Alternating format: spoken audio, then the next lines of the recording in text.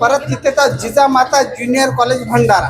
तर हे भंडाऱ्यातले विद्यार्थी 11व्या वर्गाचे विज्ञान फॅकल्टी ना, तर बा भंडाऱ्यातले विद्यार्थ्यांनी या ठिकाणी आपल्या विज्ञान प्रदर्शनीमध्ये सहभाग नोंदवलेला आहे. यांच्याकडून माहिती घेऊया. यांच्या प्रोजेक्टचं नाव आहे स्मार्ट ट्रॅफिक सिस्टम. म्हणजे ट्रॅफिकमध्ये जेव्हा आपण चालत असतो, वावरत असतो, तेव्हा आपल्याला जिथं ज्या अडचणी येतात ना, त्यांचं सोल्युशन या विद्यार्थ्यांनी या प्रोजेक्टच्या माध्यमातून केलेलं आपल्याला दिसतं. तर सांग, अगोदर तुझं नाव सांग. माझं नाव गिरीश विनोद कुंजेकर आहे.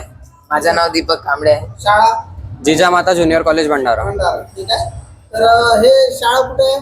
सहकार नगर. बरं, तुमचे जे मुलांचे सामने होते तिथे होते का तुम्ही काल परवा समाज जागृती प्रतिष्ठान? नाही. बरं, ठीक आहे.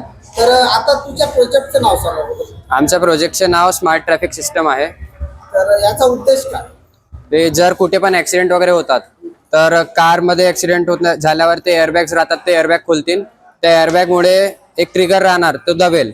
तर त्या ट्रिगर दबल्यानंतर नियरेस्ट ॲम्ब्युलन्सला नोटिफिकेशन जाणार आणि ते ॲम्ब्युलन्स ज्या रूटनी जाणार आहे, लोकेशनवर जिथे ॲक्सिडेंट झालाय, तर त्या रूटसाठी कधी कधी सिग्नल्स वगैरे रेड राहतात, तर ॲम्ब्युलन्स फसते.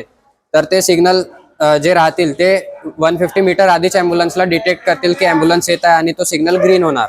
आणि बाकीचे जे समोरचे सिग्नल्स आहेत ते रेड होतील आणि ते ॲम्ब्युलन्स मग इझिली त्या लोकेशनवर पोहोचू शकेल. आणि त्याच्याने ॲक्सिडेंट पण कमी होणार. आणि हे जे नॉर्मल इलाज बरेच रुग्ण, बरेच ज्यांचे ऍक्सिडेंट होते ना, म्हणजे उपचाराअभावी त्यांचा दगा होता. तर ही गोष्ट आपण याच्यातून हे करू शकतो.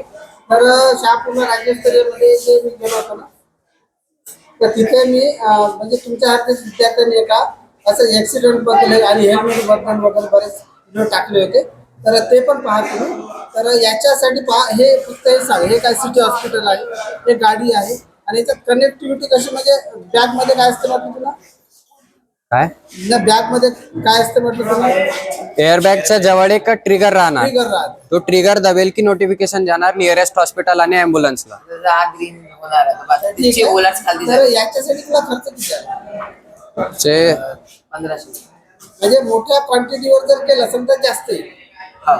तर याच्यासाठी तुला गाईडलाईन वगैरे तरी एक ट्रॅफिक साठी मिनिमम एक नाही, म्हणजे तुला याच्याबद्दल सांगितलं कोणी, तर तुला ही प्रेरणा सुचली कसं? नाही, मला स्वतःला सुचली एक वेळा जेव्हा मी मुंबईमध्ये होतो. मुंबईमध्ये का? राज्यस्तरीय मी एक कॉम्पिटिशन खेळायला मारलेलं गेलो. आहे का? मुंबईमध्ये होती कधी? नाही, रत्नागिरीत होती ते कॉम्पिटिशन. हो का? आम्ही मुंबईमध्ये गेलो तेव्हा मी आमची ट्रॅफिक मध्ये बस फसली होती आणि आमच्या मागेच एक ॲम्ब्युलन्स होती. तिच्यातले जे आहे ते त्यांची मिसेसचा हार्ट अटॅक आला होता. पण ते लोक म्हणजे ट्रॅफिक मध्ये असल्यामुळे ते ॲम्ब्युलन्स थांबवत नाही गेले. दुर्दैवाने त्यांच्या तिथेच मृत्यू झाला. त्या विद्यार्थ्यांना जी अडचण निर्माण झाली, त्या अडचणीतून या विद्यार्थ्यांनी एक प्रोजेक्ट बनवलेला आहे. तर याच्यामध्ये तुम्ही दोघंच आहे की अजून कोणी आहे? दोघंच. आणि तुम्हाला शिक्षकांनी वगैरे गाईडलाईन वगैरे हे सगळं? थोडं सांगितलं पण याची कोडिंग वगैरे स्वतः मिस केली.